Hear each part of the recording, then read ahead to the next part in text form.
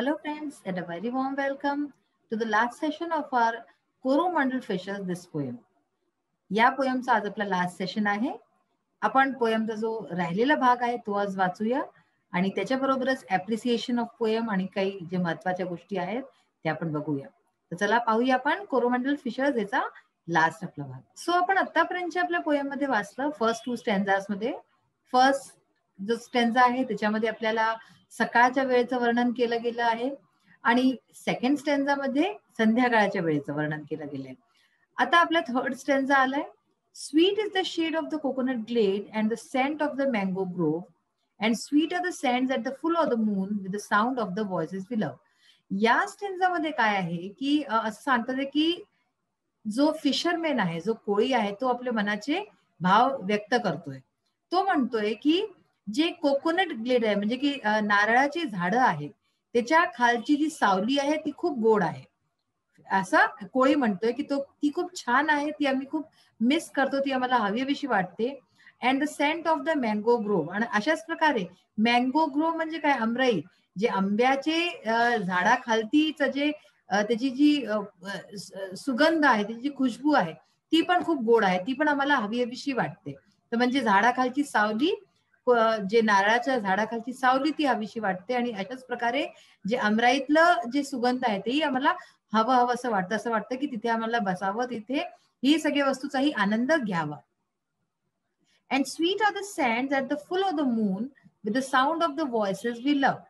आणि अशाच प्रकारे आम्हाला खूप गोड वाटतं. Sweet are the sands at the full of the moon. Full of the moon म्हणजे काय, पौर्णिमेचा चंद्रात जो वाळू आहे, जे वाळू म्हणजे जे सँड असतं जे आहे ना, तर ते जे वाळू आहे ते तिथे बसून with the sound of the voices we love. Voices we love म्हणजे आमच्या मित्रांचे आणि आमच्या प्रियजनांचे जे आवाज आहेत, तसे पौर्णिमेच्या चंद्रात तिथे खालती वाळूवरती बसून आणि आम्ही वाळूवरती जे आमच्या लोकांचे जे आवाज येतात त्या पण आम्हाला खूप हव्याशा वाटत. त्याही असं वाटत की आम्ही अशा चंद्रमेत बसू आणि त्यांच्या आवाज ऐकू, त्यांची गाणी ऐकू. But sweeter, O brothers, the kiss of the spray and the dance of the wild foams glee. पण ह्याच्यापेक्षाही जास्त गोड, हे सगळं तर आम्हाला हवंच आहे, पण ह्याच्यापेक्षाही जास्त गोड, ओ ब्रदर्स म्हणजे ओ माझे भावांनो, त्याच्यापेक्षा जास्त गोड the kiss of the spray. Kiss of the spray म्हणजे काय, जेव्हा आपण नाव चालवतो, जेव्हा हे लोक नावं चालवतात तर काय होतं, पाण्याचे शिंतोडे येतात तोंडावरती, पाण्याचे शिंतोडे येऊन तोंडावरती पडतात, तर त्याचं जे किस लागतं म्हणजे इथे गालावरती जे पप्पी घेतं, समजून घ्या की जे पाणी, ठीक आहे ना, पाणी जे असं करतं किस घेतं त्याचं, ते आम्हाला जास्त गोड वाटतं, ते आणि जास्त प्रिय आहे. And the dance of the wild foams Glee, आणि जे वाईल्ड फोम्स ग्ली, ज्या लाटा आहेत त्या ज्या जोराजोरांनी अशा नाचतात तिथे, असं वाटतं की प्रसन्न होऊन ज्या नाचतात ते आमच्या समोर, तर ते आम्हाला अनेक जास्त आनंद देते, ते अनेक जास्त छान वाटतं आम्हाला. Row brothers row to the edge of the verge where the low sky mates with the sea. तर म्हणून माझ्या भावांनो, सगळे रो म्हणजे काय, जे चालवणं, बोट चालवणं असतं जे, तर तुम्ही असंच चालवा आणि तिथपर्यंत चालवा to the edge of the verge. काय लिहिलंय, वर्ज म्हणजे काय, एज, बॉर्डर, एक्स्ट्रीम लिमिट, म्हणजे जे शेवटपर्यंत तुम्ही जे आहे आपली नाव चालवा, आपले कॅटामॅरन्स चालवा. Where the low sky mates with the sea, तिथवरी चालवा जिथवरी लो स्काय, जो आभाळ आहे तो समुद्राला भेटत नाही, तिथवरी. मेट्स म्हणजे काय, मिळणं कोणत्या वस्तू, मेट्स म्हणजे मीट्स किंवा जॉईंट्स.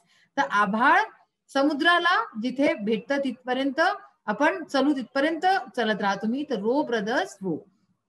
अशा प्रकारची ही पोयम आता आपण वाचली, सरोजनी नायडूने लिहिलेली. सुंदर पोयम होती आणि अवश्य तुम्हाला आवडली असेल, मला खात्रीच आहे. आता ह्याच्या काही जे आहे पहा गोष्टी तुम्हाला सांगते, ज्या समजायच्याच आहेत आपल्याला.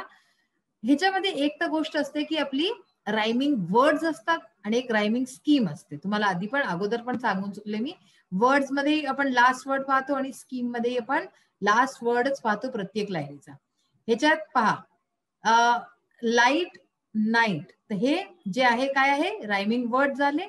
फ्री, सी, तर हे पण रायमिंग वर्ड झाले. टोटल लाईन्स किती आहे त्याच्या पहा. Rise brothers rise the awakening skies pray to the morning light, तर ही जी आहे ही एक लाईन झाली. तर ह्याच्यात हे लाईट, नाईट, फ्री, सी या सगळ्या आपण पाहिलं होतं की कोणचे रायमिंग वर्ड्स आपल्याला विचारलं गेलं होतं, तर आपले हे रायमिंग वर्ड्स आहे. पहा आपण आता पुढे एक्सरसाइज पार्ट वाचू, तुम्हाला नीट प्रकारे कळले की कसं काय आहे. हे क्वेश्चन्स आपण करून चुकले आहोत. पहा आता, you know that many poems have rhyming words or rhymes at the end of the lines. तर आपल्याला पता आहे रायमिंग वर्ड्स आता आपण पाहिले इन ईच स्टॅन्झा, प्रत्येक स्टॅन्झामध्ये अशा प्रकारचे रायमिंग वर्ड्स असतात. The pattern of rhyming is usually shown with the help of small letters such as A, B, C. तर हा जो पॅटर्न आहे हा स्मॉल लेटर्स ABCD अशा प्रकारे दाखवला जातो. This pattern of rhyme is known as the rhyme scheme. तर या पॅटर्नला काय म्हणतात? राईम स्कीम म्हणतात. रायमिंग वर्ड्स एक झाले आपले आणि एक रायमिंग स्कीम झाली. ठीक आहे ना. The rhyme scheme of each stanza in this poem is A, A, B, B. या पोएम मध्ये प्रत्येक स्टॅन्झाचा जो रायमिंग स्कीम आहे तो A, A, B, B आहे. चला आपण बघूया. पहा, तर लाईट नाईट हे सुरुवात नेहमी ए पासून होते, तर ए आहे. जर दुसरा जो लाईनचा जो लास्ट वर्ड आहे तो त्याच्याशी राईम करतोय तर त्याला पण आपण ए म्हणू. जर नाही करत आहे तर बी म्हणू. तर इथे काय होईल? ए, लाईट नाईट, ए झालं. ए नंतर कोणता अल्फाबेट येतो? बी येतो. तर बी इथे होऊन जाईल बी, कारण की नाईट आणि फ्री वेगळं आहे. तर फ्री सी हे दोन्ही एकासारखे आहेत तर बी. तर हे A, हे ठीक आहे. मग आलं कॉल ऑल, तर परत हे ए स्टॅन्झा चेंज होतो, तर परत आपलं रायमिंग स्कीम पण चेंज होते. तर सेकंड स्टॅन्झा मध्ये कॉल ऑल तर ए अँड ड्राईव्ह लाईव्ह तर बी. आणि लास्ट स्टॅन्झा मध्ये आपण जर बघू तर ग्रोव लव, ठीक आहे, तर ए आणि ग्ली सी बी. तर हे this is called the rhyming scheme. हे तुम्हाला बहुत जरुरी आहे समजणं, कारण की हे पुढपर्यंत तुम्हाला कामास येईल. जेव्हा तुम्ही नेक्स्ट क्लासमध्ये वाचाल तेव्हा सुद्धा हे रायमिंग स्कीम्स कामाचे येतील. तर अशा प्रकारचं आहे. आता आपण ह्याचं हे पहा, एक क्वेश्चन आहे जे लास्टचे दोन. Using the internet find photographs pictures of landscapes seascapes to illustrate the images used in the poem. या पोएम मध्ये काही इमेजेस यूज झाले आहेत है ना, तर त्याचा तुम्ही इंटरनेटचा यूज करून किंवा फोटोग्राफ्स काढा, पिक्चर्स ऑफ लँडस्केप सीस्केपचे टू इलिस्ट्रेट इमेजेस. हे इमेजेस दाखवाय करता. जर तुमची ड्रॉइंग चांगली आहे तर तुम्ही काढू सुद्धा शकताय. आपल्या इमॅजिनेशनने त्याचे ड्रॉइंग बनवा, आणि नाही तर तुम्ही इंटरनेटने किंवा फोटोग्राफ्स असे फाइंड करा. अँड लास्ट क्वेश्चन आहे, select a few lines from your favourite nature poem in your mother tongue. तुमच्या मातृभाषेत म्हणजे मराठीमध्ये अशी कोणती तुमची निसर्गाची पोयम असेल जी तुम्हाला आवडत असेल तर त्याच्या काही लाईन्स तुम्ही सिलेक्ट करा आणि काय करा, and translate them into English. आणि प्रयत्न करा की तुम्ही त्याचं ट्रान्सलेशन इंग्लिश मध्ये करा. तर अशा प्रकारचं एक पोयम घ्या तुमची आवडती कोणती पण रिलेटेड टू नेचर मराठीची, आणि त्याच्या काही लाईन्स 4 लाईन्सच करा सुरुवातीला, भली 4 लाईन्स त्याच्या इंग्लिशमध्ये ट्रान्सलेट करा. तर ह्याच्याने तुम्हाला ट्रान्सलेशन पण येईल की कशा प्रकारे करायचं. तर हा आज जो आपला इथला पार्ट आहे हा झालेला आहे. आता आपण अप्रिसिएशन ऑफ द पोयम, आणि हा जो एक आपला पार्ट आहे मॅच द फॉलोइंग. पहा इथे काय शब्द दिले आहेत, the wind, dawn, sea, cloud आणि वेव्स. हेच इथे कोणत्या कोणत्या वस्तूंशी जे आहे कंपॅरिझन केलं होतं. विंडचं कशाशी केलं होतं, आणि जसं विंडचं चाइल्डशी केलं होतं, डॉनचं कशाशी केलं होतं, हे आपण चला let's see. So in the English workshop we will start with question number 4, match the following. याच्यामध्ये आता आपण बघितलं विंड, डॉन, सी, क्लाउड आणि वेव्स हे शब्द होते, आणि दुसरीकडे brothers, comrades, mother, brother, mother holding her child.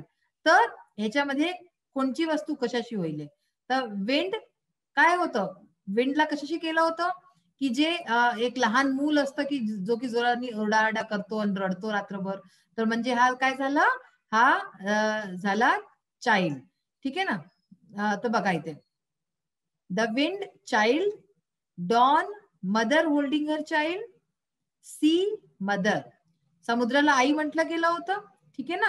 आणि क्लाउड म्हणजे भाऊ होता, आणि वेव्स म्हणजे कॉमरेड्स म्हणजे मित्र होते. अशाच प्रकारे विंड चाइल्ड होता, आणि डॉन म्हणजे काय होतं, मदर होल्डिंग हर चाइल्ड, आई ज्याने की आपल्या मुलाला होल्ड केलेला आहे, धरलेला आहे. अशा प्रकारे हे ह्याचे जे आहे मॅच झाले.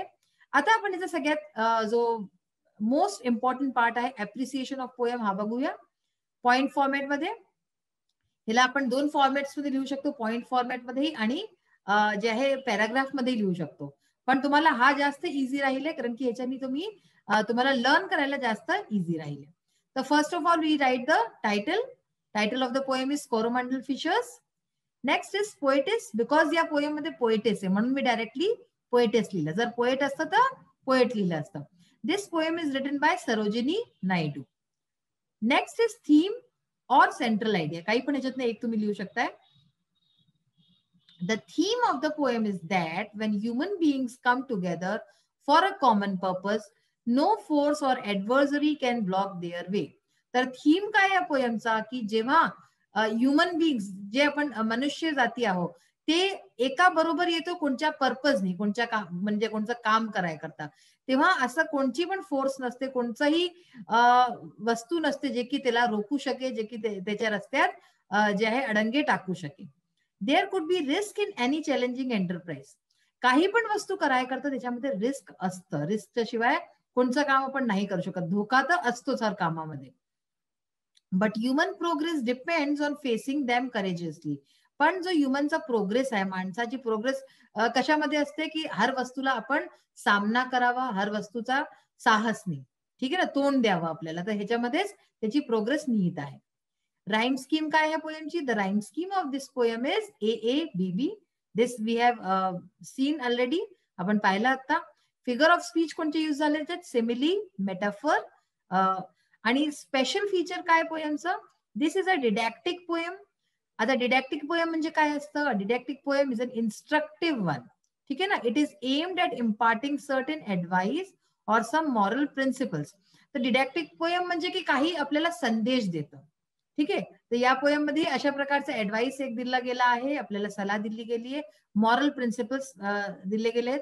Wien we come together for a common purpose.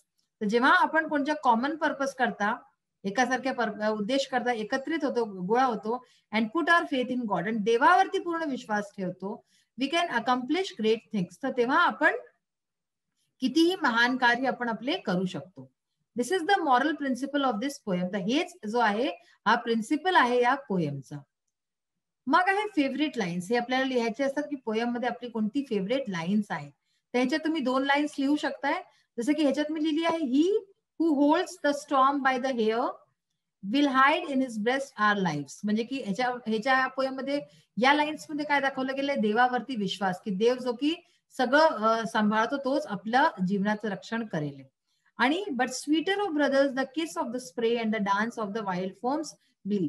म्हणजे की किती पण छान लँड आपलं वाचलं होतं पण की लँडस्केप किती चांगलं होतं, आणि धरतीचं जीवन त्यांनी सांगितलं की मित्र आहे आणि इतकं छान सगळं आहे, पण तरी पण त्यांना आपल्या कामावरती जाणं आवडतं, कारण की ते काम जे आहे त्यांचं कर्तव्य आहे ते निभावणं त्यांना जास्त आवडतं. या लाईनीवरनं आपल्याला हे कळतं. Y I like the poem. He poem मला का आवडते? पोएम आवडते तर का आवडते? आय लाईक किंवा डिसलाईक असतं, तर आपण नॉर्मली लाईकच लिहितो, डिसलाईक नाही लिहत. I like this poem because it imparts a very positive message. कारण की ही पोएम जी आहे एक खूप सकारात्मक संदेश देते, म्हणून मला ही पोएम खूप आवडते. It says that if we trust in God and do our work promptly, success is ours. तर ह्या पोएम मध्ये हे सांगितलं गेलं की जर आपण देवावरती विश्वास ठेवतो आणि आपण आपलं काम पूर्ण इमानदारीने करतो आणि नीट प्रकारे करतो, तर सफलता जी आहे, सक्सेस म्हणजे काय, सफलता ही आपलीच आहे. मग ही आपल्याला कोणी सफलता पायाशी रोखू नाही शकत. म्हणजे या पोएम मध्ये आपण पाहिलं ना की कशा प्रकारे जो कोळी आहे तो आपलं काम करत जातो आणि सकाळी सकाळी उठून इतक्या पहाटे उठून करतोय, सगळं करतोय. तर हे आपल्याला या पोएम मधनं कळतं, म्हणूनच ही पोएम मला आवडते. तर ही जी पोएम आहे आज ह्याचा लास्ट पार्ट झालेला आहे. I hope all of you have understood this poem. We will meet in the next session with the next chapter. Till then, bye. Have a nice day. Thank you.